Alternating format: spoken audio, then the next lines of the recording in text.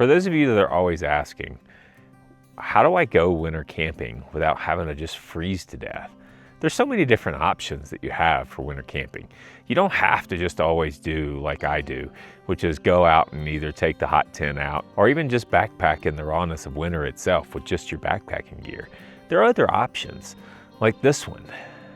Moose and I came out and we hiked 4 miles out into the mountains to this remote cabin. And I just thought while we were out here in the middle of this trip that this would be a great opportunity to just show you what you can get with some of these things and give you a tour. This is a remote Forest Service cabin that doesn't have any power, any water, and it's just got the bare necessities in it. But it does give you a few more things than, say, sleeping in a tent does. One of the first things, and the most important thing, is you have a bathroom. Now, it's old school, but you have one. They provide an outhouse. Very basic, but it does come with some of the most amazing bathroom views. But you're definitely gonna have a cold tush. Then the Forest Service cuts a bunch of wood and bucks it up for you. Now you'll have to split it a lot yourself, but they at least provide the wood. And of course, it wouldn't be a Forest Service camping spot without a good old metal picnic table and a fire pit, which, you know, last year when I came, that thing was covered in snow. And then you get here and it's just a basic wood cabin. So you got a splitting log to be able to split all your firewood. They'll provide some tools, some axes, hatchet, shovel, snow shovel, some other things for you to better do what you need to do. They even get you started off with some wood that's already cut. But the nice thing that you should be doing is replenishing that so that the next person has that luxury as well. So I'll be splitting some more wood as I get through the weekend here to help do that. The windows are all protected by these old-fashioned wood coverings. I open them up during the day to get some light and then close them at night in order to help keep some of the heat in. But it's just it. It's a basic wood cabin with some beautiful views. And the nice thing about this one is during the winter, nobody's out here with you. So let's go inside. Now we've been here a day, and so they provide some really cool, just basic amenities. So you've got a bunk bed with a couple foam pads on it. Now I actually like to take those foam pads and actually put them down in the floor here at night because Moose has to sleep right with me. And so it's just easier to put both pads on the floor and have us both sleeping there. And then too, I like to stoke the fire throughout the night, and so it gets me closer to being able to get the wood as well. So as nice as this is for some folks, it's a real kind of small space for me and Moose to try to both get on there together. So I just toss it all back up to get it off the floor during the day, but it's pretty cool. They also provide an extra cot in case you had a third person who wants to set a cot up in the floor. I've collected up, they give you a couple places here, I've collected up some starter wood for my fire. So I've got some small pieces, some small kindling and other things. Here, they've just got, I think a lot of this is just random stuff that other people have left. They've got some cleaning supplies that they leave in here. But like these lanterns, they don't work. I think somebody else left them somewhere before because they're battery powered, and there's no way to battery power a lantern out here. Somebody looks like they left a pair of their snowshoes. They got left in here, and then they leave some toilet paper for the outhouse. So, and then a thing of dominoes, it looks like somebody brought out, but nothing serious there. This here, of course, is the heart and the soul of this cabin, and that is the wood fireplace. And so not only does this keep this place warm, you can also use it to cook on it, just like they did in the old days.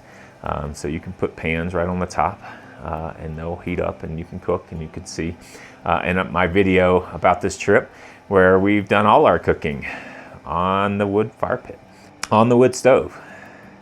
And of course, as you can see, Moose loves, this is his favorite place, right next to the warm stove.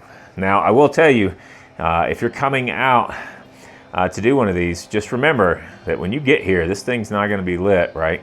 And it's going to take a while to heat up this kind of space.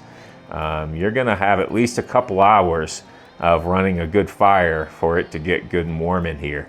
When we first got here, I think it was just below freezing in the cabin, and it took 2 hours before we got it up to like 65, 70 degrees in here. But now, as you can see, well, it's about 76 degrees in here right now. So, some other basics. They have broom, a mop, dustpan, things for you to help kind of try to keep the place tidy.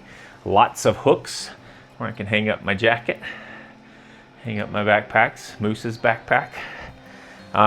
We've got this awesome table here that has been this is our little hangout spot for the 3 days. When we sit here, we look out the window. Let's see if we can get you a good view here of our view out the window, and eat food and breakfast and dinner and all these fun things, and try to look to see if we can spot some wildlife. Sit and journal, think about other video ideas for you guys, all kinds of stuff. And then they even have some basic pots and pans. Now you're not getting anything fancy. The fanciest thing on this wall is this awesome cast iron skillet. The rest of these are all just cheapo pans that got put out. They do leave a propane stove here and a lantern. But you typically have to bring in your own fuel. But so many people bring in fuel, as you can see. These are all the empties that people have had and don't carry out with them, or maybe they left them and they were half full, and then other people empty them and feel like they don't have to carry them out. I don't know. I might try to carry a couple of them out just to help get some of them out. And then there's some other full ones that past guests have left that still have a lot of fuel in them. So even though the Forest Service says you've got to bring your own fuel, this time I took the chance and didn't bring any, because I knew last time I was here that there was a bunch here. So, but these are good options. You can see here right now what I've got going on here is I got the big pot going on, and I'm melting some snow for water. And so I've been working on that most of the morning, just keep adding more and more snow to it to where I'm finally getting a little bit of water in that pot. So that should get me through the weekend, hopefully, and then be able to do dishes when it's time to head out. This lantern's super awesome, a little old school kettle to be able to warm up water. Let's see here, and here they've got some basics. You've got some good old-fashioned old camping gear, plates, cups. Love this old stuff. Just some basic silverware, nothing fancy. Lighter that I don't even think works anymore, but there's a bunch of matches. There's a cool guest book in here. Super cool oil lamp that I wanted to use, but it needs a new wick. So maybe the next time I hike out, I'll bring a wick for the oil lamp, because somebody brought that out and left it, because I don't think I remember that being here last year. But as you can see, just basic stuff. They do have a fire extinguisher in here just in case. And there's also a little tote here with some extra things like some dish pans to be able to do some washing, and some other things that people might leave for things. But that's really it. Nothing fancy. It's a super awesome place to get you out of the wind. Like I said, you've got the ability that once you get the place warmed up, you can be able to utilize the heater there and really be able to have a good time and warm it up.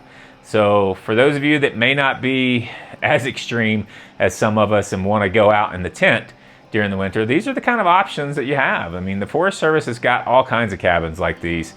Some of them are closer to services where you can drive up to them, and other ones like this are further away.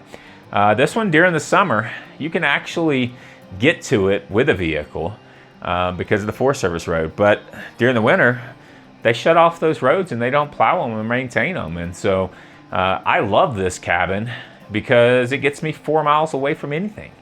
The closest parking lot and the closest town is like 15 or 20 miles away. And so I hardly ever see anybody out here. And so Moose and I are able to come out and just really enjoy it and have a good time.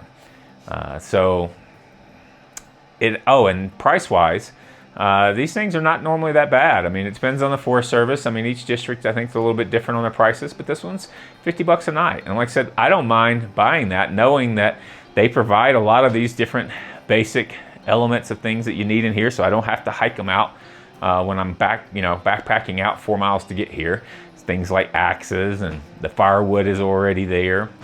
I don't mind having to split some of it, but all of that makes it worth it for me. And so I love this place. I've come almost every year. It's a place where I can just come out here, get away from cell service, and kind of get my mind straight again, and let go of some of the stress and anxiety of daily life. So hopefully this was useful for you guys. And just remember, there's all kinds of options for you to be able to get outdoors. It doesn't have to just be backpacking. So hopefully this was useful, and hopefully you guys, it motivates you to get outdoors, and hopefully I see you guys out on the trail.